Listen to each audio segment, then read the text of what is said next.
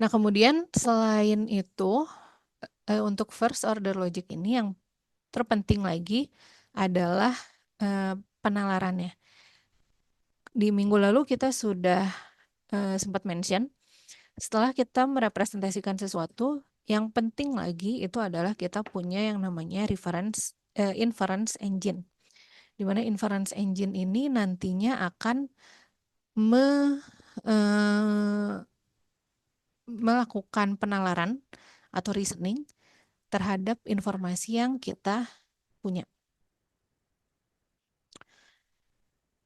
Mungkin kalian ingat ada yang namanya universal instantiation. Jadi kalau misalnya kita punya formula for all x px, kita bisa bilang kalau PC ini pasti benar dengan syarat C ini ada di domainnya si X. Oke.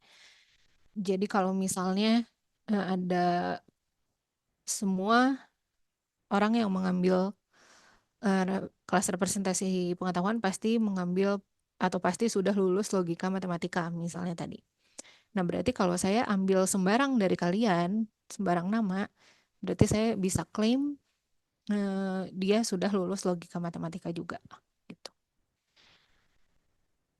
Kemudian lebih umumnya untuk suatu formula A dan variabel X dengan daerah asal D, maka kita bisa bilang seperti ini.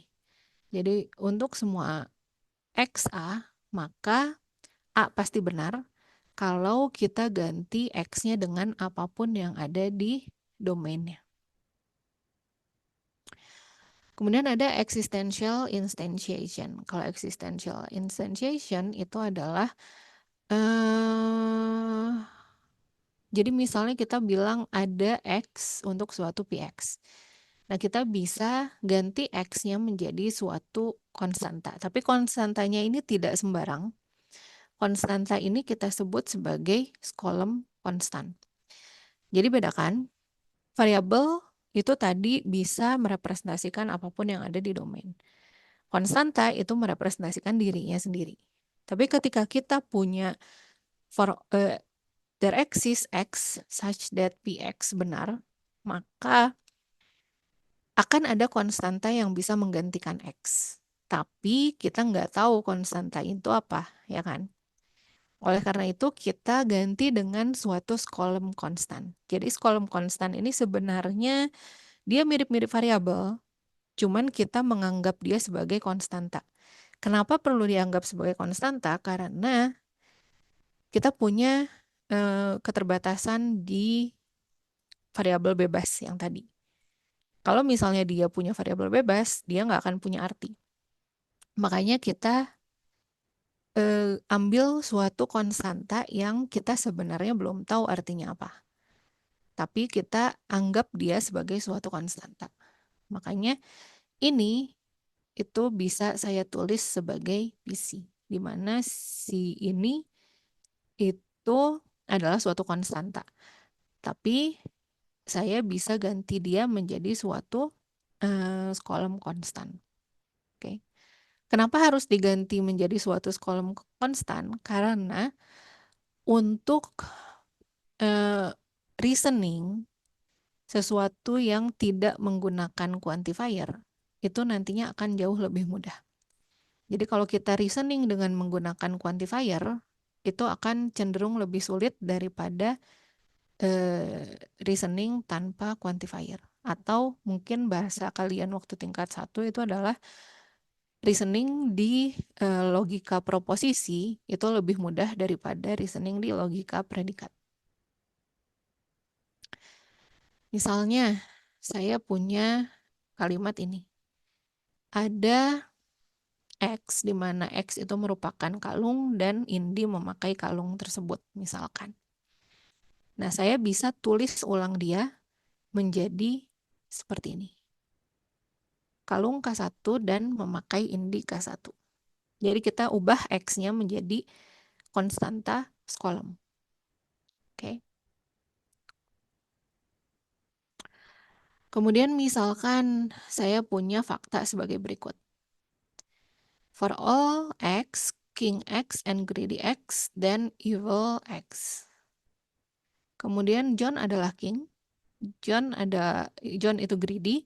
Dan Richard itu adalah brother dari John. Kita punya informasi ini saja. Nah, ini kita bisa menginisiasinya atau ngeganti dia jadi ini. Jadi, seperti yang tadi saya bilang, untuk mereasoning sesuatu yang menggunakan quantifier, itu cenderung lebih sulit dibandingkan dengan yang tanpa quantifier. Oleh karena itu, kita bisa menginisiasinya. For all artinya X-nya ini bisa diganti apapun yang ada di domainnya kan. Nah, kalau kalimatnya atau informasinya terbatas di sini, berarti yang mungkin jadi X siapa sih? Yang mungkin jadi X ya kalau enggak John, ya Richard. Makanya for all X itu diinisiasi menjadi ini. X-nya kita ganti jadi John ataupun Richard.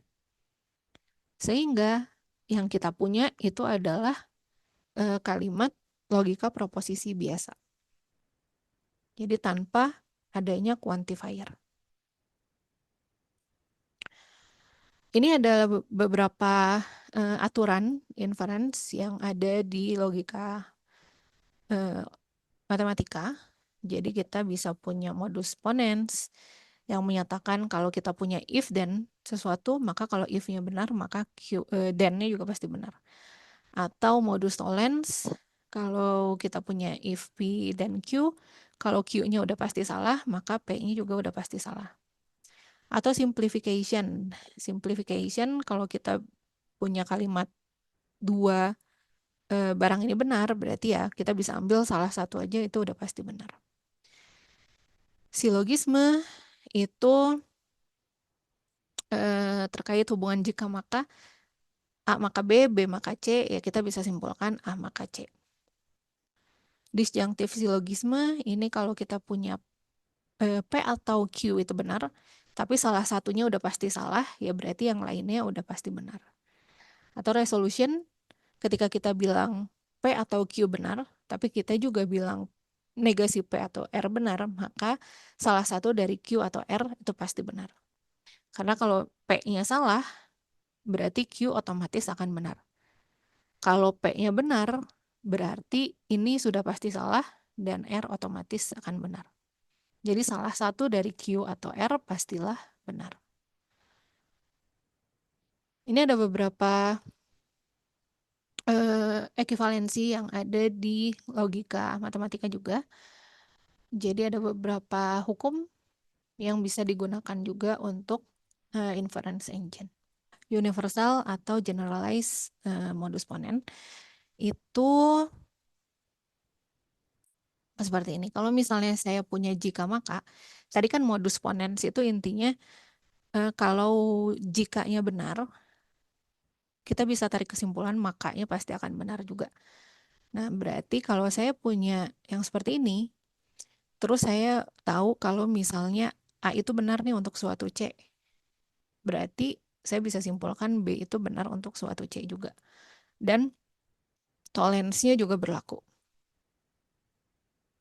Jadi kalau misalnya B-nya itu salah untuk suatu C, ya berarti kita bisa simpulkan A-nya juga salah untuk suatu C.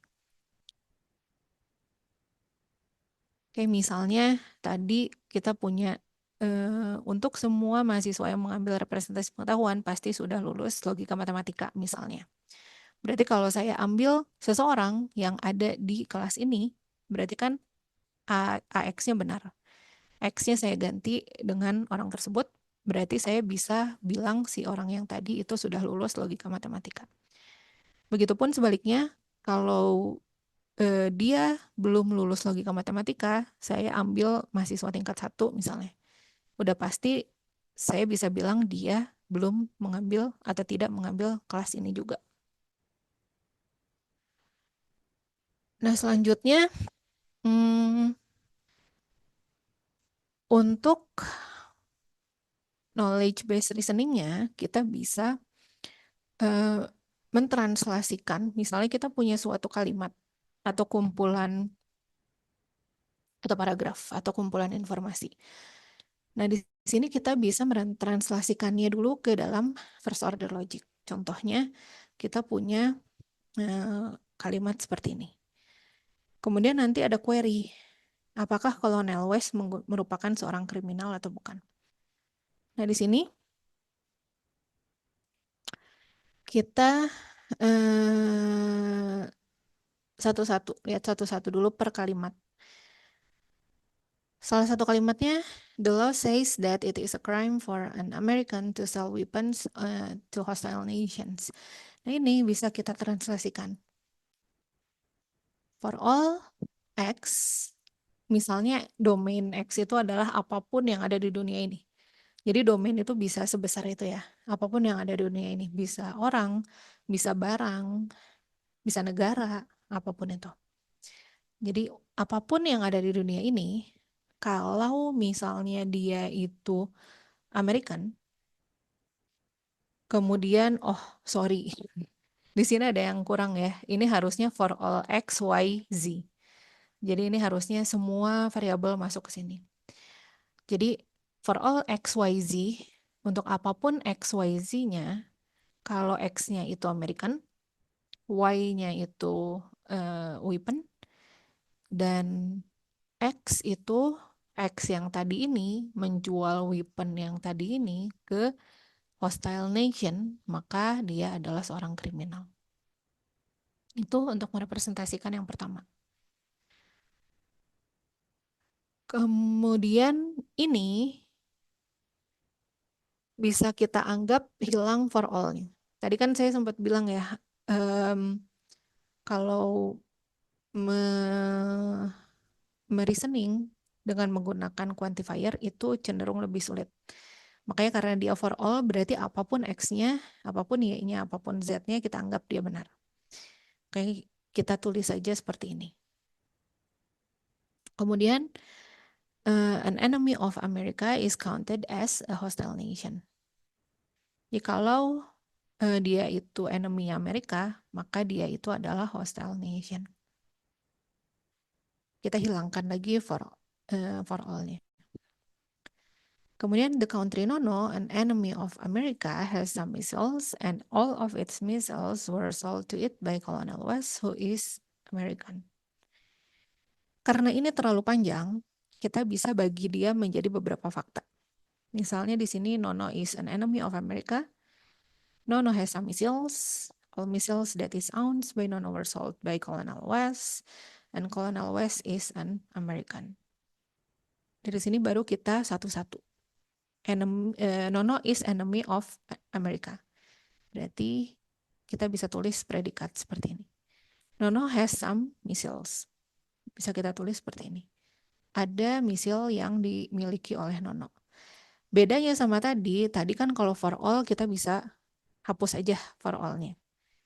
For some berarti kita bisa hapus kalau dia diganti menjadi suatu kolom konstan. Kayak kita ganti dia menjadi kolom konstan. All missiles that is owned by Nono were sold by Colonel West. Kita bisa tulis seperti ini. Kalau dia itu misil yang dimiliki oleh Nono, maka West menjual misil tersebut ke Nono.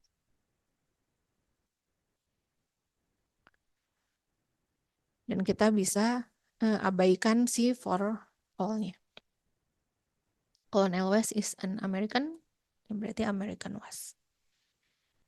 Nah, untuk menjawab pertanyaan apakah Colonel West ini adalah seorang kriminal, kita bisa menggunakan beberapa pendekatan.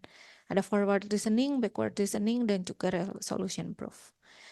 Di forward reasoning, intinya sih, ini algoritma umum ya. Tapi intinya di sini adalah kita mencari bentuk jika maka seperti ini. Sorry, yang ada di sini. Kita mencari bentuk seperti ini. Dan kalau ini semua sudah ada di database kita, maka kita bisa menambah Q ke dalam database kita. Intinya seperti itu. Dan kita lakukan itu terus-terusan hingga apa yang kita cari si query-nya itu kita temukan. Jadi di sini tadi sebelumnya kita punya beberapa fakta. Jadi di sini kita punya enemy nono Amerika, terus kita punya American West, itu bisa kita jadikan fakta. Dan kita tulis kembali di sini, American West, misil M1, ounce nono M1, enemy nono Amerika, dan seterusnya. Kemudian kita cari bentuk jika maka. Dari fakta-fakta yang ada di sini, apa saja sih yang bisa kita tarik kesimpulannya? Contohnya, balik lagi ke fakta sebelumnya. Misalkan, hmm,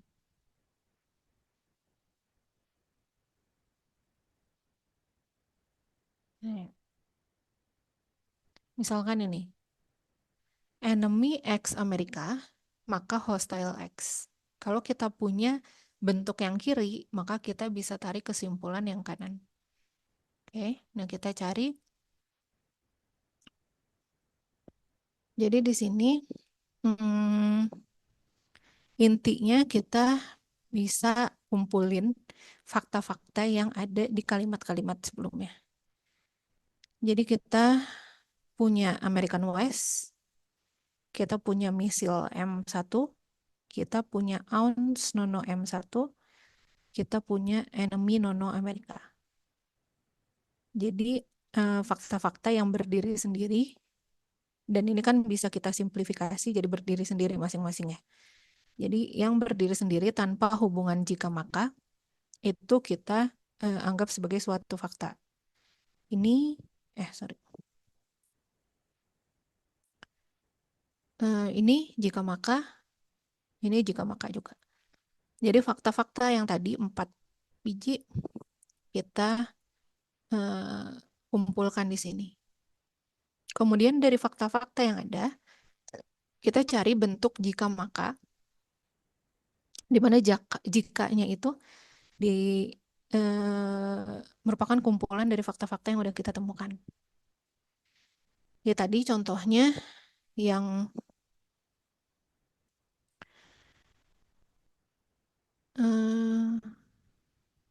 ini misalnya misil ounce nono, maka dia cells wells nono. Misil ounce by nono. Makanya kita bisa ambil makanya. Kemudian misalkan di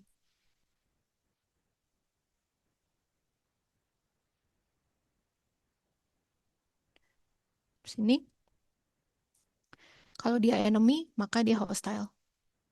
Kayak kita bisa ambil, kalau dia enemy, maka dia hostile. Ini, bagian ini tidak ada di kalimat tadi. Tapi kita bisa menambahkan pengetahuan umum. Misalnya misil itu kan pasti bagian dari weapon ya. Sedangkan tadi di kalimat yang kita punyanya itu terkait weapon. Di sini kita punyanya weapon. Sedangkan di bawah-bawahnya kita punyanya misil. Tapi hubungan misil sama weapon itu apa sih? Ya misil kan bagian dari weapon ya. Makanya itu adalah pengetahuan umum. Jadi kita bisa aja menambah sesuatu seperti itu di sini. Nah, kemudian tadi kalimat yang paling pertama, weapon, cells, hostile, bisa kita kerucutkan ke criminal west. Sehingga sudah ketemu nih, kalau west itu adalah kriminal. Sehingga bisa kita tarik kesimpulan, benar West itu adalah seorang kriminal. Selanjutnya, untuk ini backward chaining. Kalau backward chaining sebenarnya mirip dengan tadi. Kita nyari yang bentuknya jika maka. Tapi dari makanya baru kita turunkan ke jikanya. Jadi kita pisahkan si jikanya ini menjadi suatu fakta yang kita anggap benar. Jadi kalau tadi mulainya dari bawah, sekarang mulainya dari atas. Jadi di sini apa sih yang ingin kita buktikan? Kita ingin menjawab pertanyaan apakah West itu kriminal. Nah, berarti kita cari bentuk jika maka, tapi makanya itu adalah terkait predikat kriminal. Tadi di sini kita punya jika maka, di mana makanya itu adalah kriminal. Berarti dengan menganggap ini benar, kita bisa menurunkan ini, fakta ini kemudian kita anggap benar juga. Makanya kita akan punya American Weapon Sales Hostile. American Weapon Sales Hostile. American Weapon Sales Hostile. Oke. Dan kemudian dari sini kita cari lagi terus bentuk jika maka sampai berhentinya itu adalah ketika semua yang ada di daunnya itu merupakan fakta yang kita punya di eh, fakta yang kita punya di awal. Jadi kan tadi fakta yang kita punya di awal itu ada ini ya, American West, misil M1, Aunus Nono M1, Nono Amerika. Nah, di sini itu yang ada di daun adalah fakta-fakta tersebut. Berarti kita sudah selesai dan kita bisa bilang yes, West itu adalah seorang kriminal. Oke. Jadi bedanya kalau yang ini kita mulai dari bawah, kita cari bentuk jika maka dan kita tarik ke makanya sampai ketemu kesimpulannya. Sedangkan kalau yang ini kita mulai dari makanya, kemudian kita cari jika maka dan kita turunkan ke jikanya. Selanjutnya resolution rule. Kalau resolution rule itu kita gunakan pada CNF, conjunctive normal form. Conjunctive normal form itu adalah konjungsi dari satu atau lebih klausa, di mana setiap klausa merupakan disjungsi dari satu atau lebih formula. Jadi di sini intinya adalah kita mau ngeganti dia jadi bentuk A atau B dan B atau C dan seterusnya. Kayak gitu. Jadi seperti yang ada di sini. Jadi kita punya kumpulan kalimat yang hanya terpisahkan oleh atau, tapi kita sambungkan dengan dan. Jadi misalnya P atau Q dan Q atau R dan S atau T atau A misalnya dan seterusnya. Ini konjunktif normal form. Ini akan berguna karena kita bisa menggunakan resolution rule. Jadi misalnya saya punya P atau Q dan negasi P atau R, di sini bisa kita tarik kesimpulan kalau Q atau R lah yang benar. Oke. Contohnya, misalkan saya punya ini kalimat ini. Ini kan masih jika maka dan masih banyak quantifier-nya. Nah, di sini kita bisa ubah dia ke dalam bentuk konjunktif normal form. Yang pertama kita bisa mengeliminasi biconditional ataupun implication. Jadi di sini biconditional ataupun implication bisa kita ubah dengan menggunakan aturan. Kalau saya punya P, maka Q ini bisa kita tulis menjadi negasi P atau Q. Nah, di sini kita punya P-nya dan kita punya Q-nya. Makanya kita jadi punya negasi P atau Q. Dan di sini juga kita punya P, kita punya Q, makanya kita ganti jadi negasi P atau Q. Oke, kemudian pindahkan negasi depan quantifier. Jadi di sini ada negasi, kita pindahkan. Ini ada di situ aja. Di sini ada negasi, kita pindahkan dengan aturan yang ada di sini. Oke, negasi for all dari A itu adalah for some dari negasi A dan seterusnya. Nah, berarti di sini yang tadinya negasi for all kita ganti jadi for some. Tapi yang di dalamnya itu kita negasikan. Sehingga kita punya seperti ini. Kemudian standarisasi variabel. Standarisasi variabel itu maksudnya di sini kita punya for y, for some y. Di sini juga punya for some y. Nah, untuk setiap quantifier kita bedakan variabelnya biar nggak bingung. Jadi yang ini kita ganti jadi z. Kemudian Scholemize, kita ingin menghilangkan si x quantifiernya. Jadi untuk yang for some kita ganti jadi Scholem constant. Dan universal quantifier bisa kita hilangkan. Makanya kita gunakan distributive law. Distributive law itu kalau kita punya A atau B dan C bisa kita ganti jadi A dan C. Sorry, balik ya. Ini. Kalau kita punya seperti ini bisa kita ganti jadi A atau C dan B atau C. Mirip-mirip sama perkalian silang sih ya intinya. Nah, setelah itu baru kita bisa menggunakan resolution proof. Dengan menggunakan resolution proof, di sini intinya yang kita perlu lakukan adalah pertama apa yang ingin kita buktikan. Tadi kan yang ingin kita buktikan itu apakah criminal West itu benar atau enggak. Nah, kita asumsikan dia salah. Kita asumsikan dia salah, berarti kita anggap ini yang benar. Kita asumsikan ini yang benar. Kemudian dari sini kita cari fakta-fakta yang ada. Tapi semuanya harus diganti jadi bentuk CNF. Jadi kalau tadi kita punya P dan Q dan R, maka S itu kita ganti jadi negasi P atau negasi Q atau negasi R atau S. Dengan menggunakan tadi ya, yang kita hilangkan si implikasinya.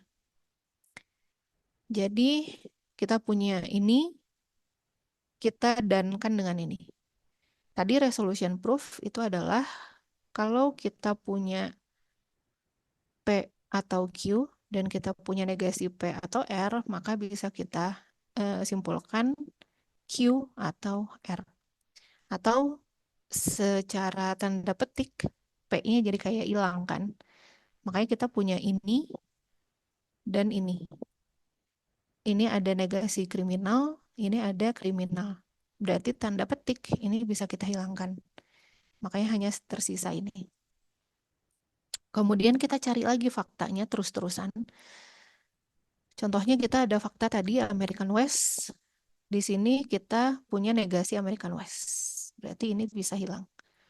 Kita turunkan lagi. Terus kita cari sedemikian sehingga dia hilang semua. Kalau hilang semua, ini kan sebenarnya ada hubungan dan ya di masing-masingnya ini. Negasi sesuatu dan sesuatu itu kan adalah false. Berarti kalau dia false artinya ada yang salah dari sini. Apa yang salah? Yang ada di merah ini udah jelas dia fakta. Kita ambil dari knowledge base. Apa yang ada di sini itu adalah turunan dari fakta. Yang kita asumsikan hanyalah yang pertama.